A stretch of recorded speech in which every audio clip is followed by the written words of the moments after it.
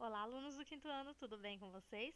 Essa é a nossa aula de língua portuguesa referente ao dia 4 de agosto de 2020. Nós vamos trabalhar com a correção das páginas 6, 7 e 8 que eu passei para vocês ontem, né? E com a hora do texto das páginas 9 a 13. Como hoje nós teríamos 3 aulas programadas, por isso que eu passei um pouquinho mais de conteúdo, tá? É um conteúdo bem gostoso, então eu acredito que vocês não vão sentir tanto, não. Vamos lá, então. Aqui nós tínhamos o conteúdo daquele vaso quebrado. Então, depois que vocês montaram, ficou da seguinte forma o texto. Você gosta de histórias de heróis e batalhas? De histórias com monstros assustadores? Talvez românticas, tristes ou quem sabe mágicas? Se ao menos uma dessas o agrada, então você vai gostar da mitologia grega. A mitologia grega consiste em um conjunto de narrativas fictícias chamadas mitos, criadas há milhares de anos pelo povo da Grécia Antiga. Não deixe que essa coisa de muito tempo atrás assuste você. Essas histórias são ainda mais emocionantes e divertidas do que a maioria das escritas atualmente. As pessoas continuam contando esses mitos porque eles são muito bons. Tão bons que perduram por milhares de anos e são lidos até hoje. Os gregos acreditavam que conviviam com deuses e deusas que tinham poderes sobrenaturais e viviam nos oceanos, no ar, nas florestas e sob a terra. Eles estavam por toda parte e eram parte de tudo. Os deuses podiam ser bons ou malvados. Às vezes ajudavam e às vezes armavam ciladas tanto para humanos como para outros deuses. Os mitos contam a história da relação entre humanos e deuses, deusas e outros seres sobrenaturais. Então, o nosso texto já chama vocês, né? Que é um conteúdo muito rico, gente, diversificado, traz histórias para todos os gostos mesmo, tá bom? Vamos lá para a nossa página 7. Aqui, Afrodite, essa daqui, né? A deusa do amor e da beleza, nasceu da espuma do mar, seu cinto mágico de ouro faz com que os outros se apaixonem perdidamente por ela. A Atena é a número 7, essa daqui. Deusa da sabedoria e da guerra. Seu símbolo é a mais sábia das aves, a coruja. Poseidon, número 5. Eles foram retratados bem magrinhos aqui. Geralmente eles são retratados mais fortes, tá bom? Deus dos mares, com um movimento de seu tridente, causa tempestades e terremotos. Ele é o deus que aparece lá na Pequena Sereia, tá? O Poseidon. Hefesto, deus do fogo, produz muitas das armas dos deuses. O martelo é uma delas. Então, o número 8, que é esse aqui. Hermes, número 10, deus da palavra e das viagens. É o mais veloz dos deuses. Possui sandálias e capacete com asas.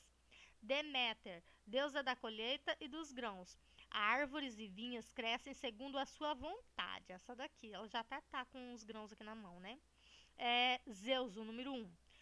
Rei dos deuses, de todos eles, é o mais poderoso e corajoso. Controla os céus e o clima. Impõe a justiça e a ordem, lançando relâmpagos construídos pelos ciclopes. Hestia, número 11, essa daqui. Deusa da lua, das montanhas e da caça. Protege crianças e animais selvagens. Tem o poder de transformar a si e aos outros em animais. É irmã gêmea de Apolo. Número 4 é a Hera, essa daqui.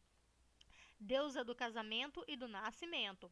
Mulher de Zeus e rainha do Olimpo. É considerada a maior de todas as deusas gregas. Usa uma coroa de ouro. Apolo, que é o número 13, esse daqui, é deus do sol, do amor e da beleza, protetor das artes e da poesia, reconhecido por sua beleza suprema. 12 e último, né? Dioniso, deus do vinho e do teatro, gosta de uma boa festa. Ele é o deus da festa, né? Por isso que ele é deus do vinho e do teatro também. Então aqui os gregos acreditavam que para cada coisa tinham que invocar um deus. Então, por exemplo, aqui, se quisesse ter um bom parto, chamavam por Hera, pediam pela Hera para ter um filho, faziam promessas para esses deuses, tá? Então, para cada deus eles pediam uma coisa diferente, certo? Eles não tinham assim, essa coisa de ser, eu vou ser fiel somente a Afrodite, que é a deusa do amor. Tinha essa, como se fosse uma religiosidade. Eu sou fiel à deusa do amor, mas isso não impedia que acreditasse nos outros deuses também, tá? Por exemplo, a maioria do povo brasileiro é cristão, acredita em Jesus Cristo e em mais nenhum deus. Eles não tinham isso, eles acreditavam em vários deuses, tá?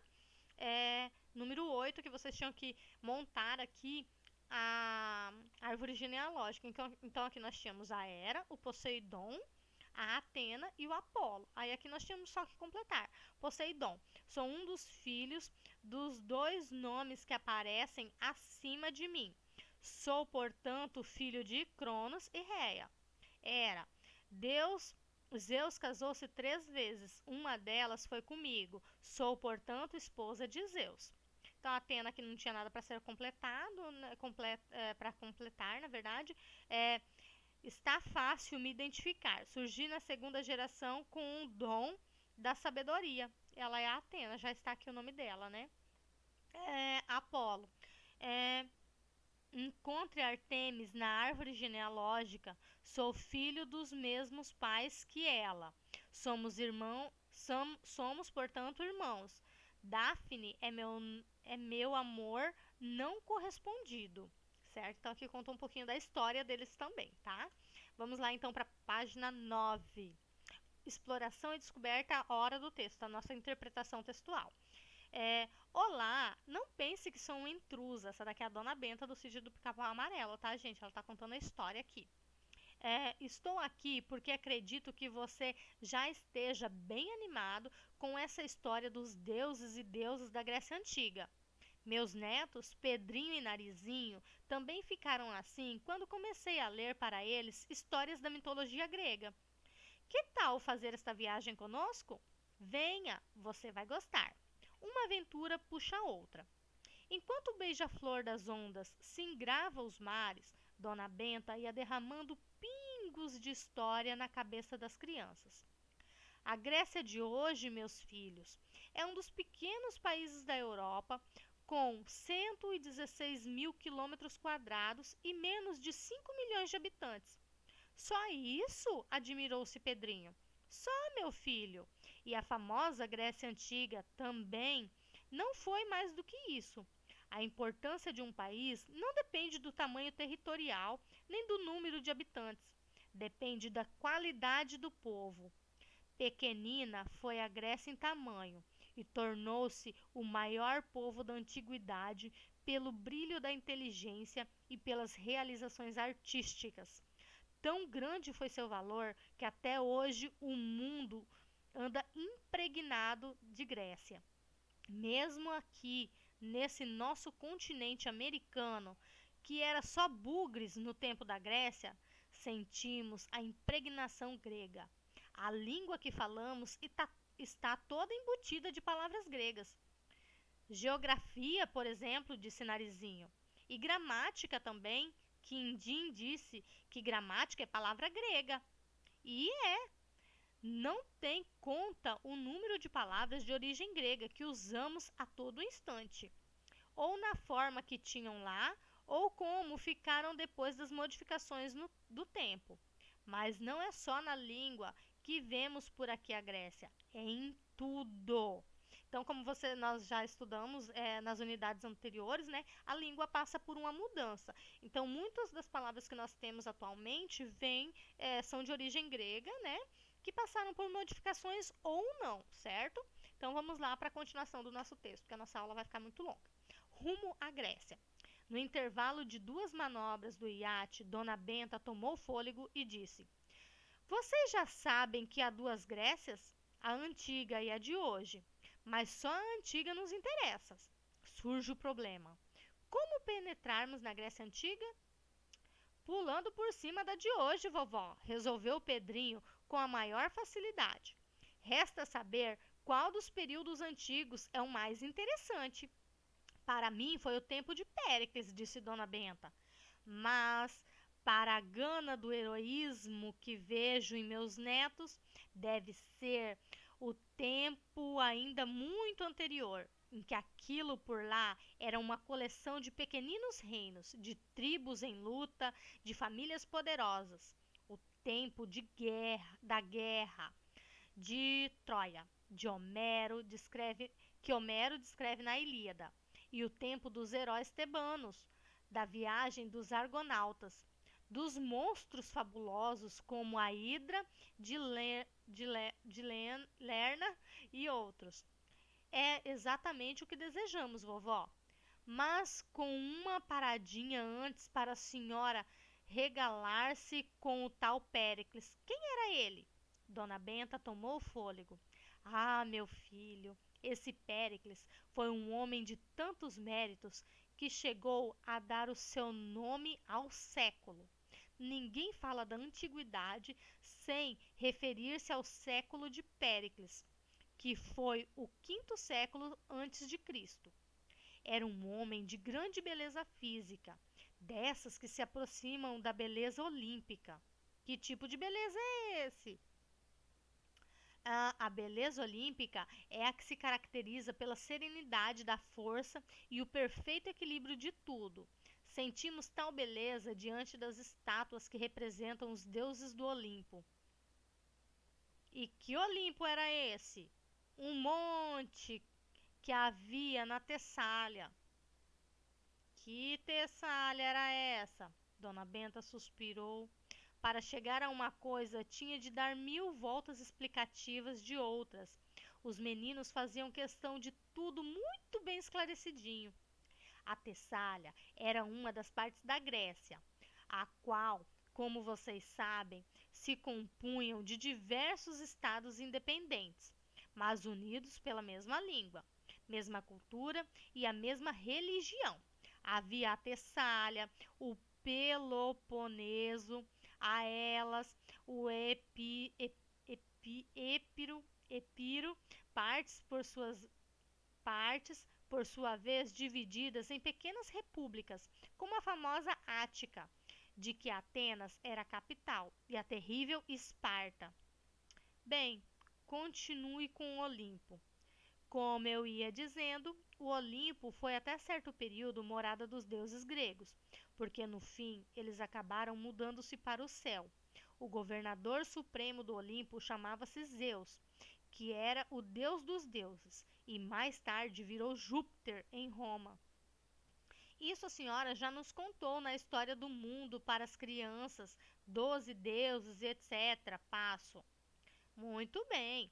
Esses deuses compunham o estado maior das divindades gregas que habitavam a tal montanha do Olimpo. E como eram deuses, isto é, criaturas imortais e em tudo superiores aos homens, tinham seu tipo especial de beleza, justamente chamada beleza olímpica. Isto é, a beleza serena de quem vive liberto das preocupações, do medo. Um mortal, por mais belo que seja, rarissimamente poderá revelar a beleza olímpica, porque tem o físico marcado pelas preocupações morais e materiais do mundo, filhos do medo. Com os deuses não era assim, preocupações morais nenhuma, eles estavam acima da moral e do medo. Cuidados materiais também nenhuns, eles desconheciam as doenças e alimentavam-se da maravilhosa ambrosia. Para, para a bebida tinham um néctar. Como era essa tal ambrosia e esse tal néctar? Perguntou a menina. Não sei, mas no nosso mergulho na Grécia Antiga, vocês poderão ficar sabendo. Então, aqui é o Minotauro de Monteiro Lobato, tá? Vamos lá, então. Aqui nós temos o diálogo e contexto, que nada mais é que uma interpretação textual, né, gente? O primeiro parágrafo do texto diz que Dona Benta ia derramando pingos de história na cabeça das crianças durante a viagem. Escreva um deles. Quais são esses pingos de história? Por que usou esse termo? Então vocês vão citar um pingo de história que ela deu para as crianças aqui, tá bom? Número 2. Releia este trecho do texto. Tão grande foi seu valor que até hoje o mundo anda impregnado de Grécia. O que Dona Benta quis dizer com essa afirmação? Por que vocês acham que o mundo está impregnado de Grécia até hoje? Aí vocês vão explicar por que ela quis dizer isso. A número 3. As crianças estavam bem interessadas em saber o que era Olimpo. Com as informações dadas por Dona Benta, complete a cruzadinha abaixo. Morada dos deuses. Qual que é o nome da morada dos deuses? Vocês vão colocar aqui. Governador Supremo do Olimpo. Nome romano de Zeus. Tipo de beleza de que eram dotados os deuses gregos. Alimento preferido dos deuses. Bebida preferida dos deuses. Local onde se localizava o Monte Olimpo. Então vocês vão preencher essa cruzadinha que tá todas as respostas lá no texto, tá bom? Aqui vocês vão ter outro texto, ó. Em relação à história da Grécia Antiga, Dona Benta pessoalmente admirava o período de Péricles. No entanto, ela acreditava que seus netos se interessariam mais por uma época ainda anterior, como, por exemplo, o período em que ocorreu a Guerra de Troia.